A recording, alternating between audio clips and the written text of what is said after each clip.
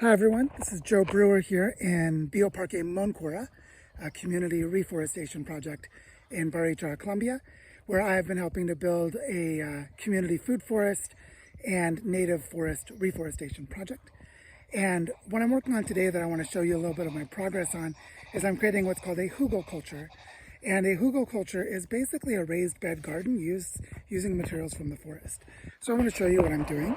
So you can see here that I have started digging some dirt on the downhill side and piling it on the downhill side, clearing some of the grass away on the uphill side so that I can start to basically, from here I'll dig outward and upward, and then I'll dig deeper.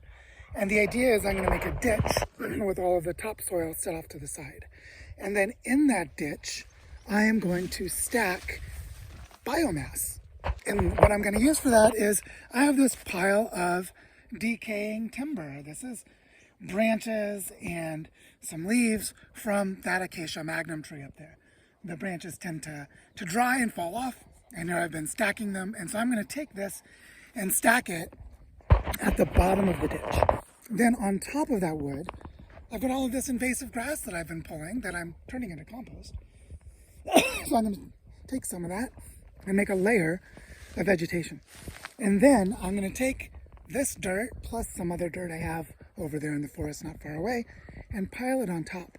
And what it does is it's going to make a ditch that turns into a mound as we stack all these materials up inside it. And then slowly the branches, which will be on the bottom, the branches will slowly start to decompose. The other biomass, the decomposing grass, will start to attract mycelia and start to attract microorganisms and begin to build soils, and they will draw nutrients out from the branches. And this will build a layer of soil, and it'll also create an absorptive sponge, so that when we get rain, more of the rainwater will be held in the land. And so the reason I'm doing this is because I have this material lying around, and right now as it decomposes, a lot of its carbon is being released as carbon dioxide into the air.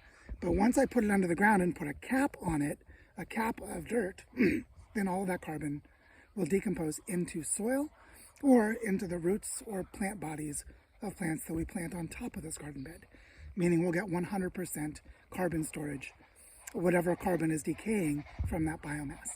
The other reason I'm doing this is because our soils, as you can see, this is like hard packed clay. You know, look at this. This is not very good quality soil. So we need more nutrients in the soil. We need more water storage in the soil. So this is going to start to build soils. The third thing is that this is a dry land ecology, a dry land environment, and we need more water to be stored in the land. So by having this system here, which is actually dug on contour, which means it's on, it's parallel to the contour lines on an elevation map, so that it'll also help to, as it rains, rainwater will come running downhill and will be held in this bed and in a little contour swell I'm going to build just uphill from it. And that'll help bring water into the land for growing the plants and for recharging the groundwater supply. And this is on the edge of another part of my food forest system over here. So basically, we're creating a connectivity between soil building and water storage there, biomass decomposition here, carbon storage, and water restoration, all in a Hugel bed culture. Thought I'd share that with you. Hope this inspires you to go and do regeneration where you live.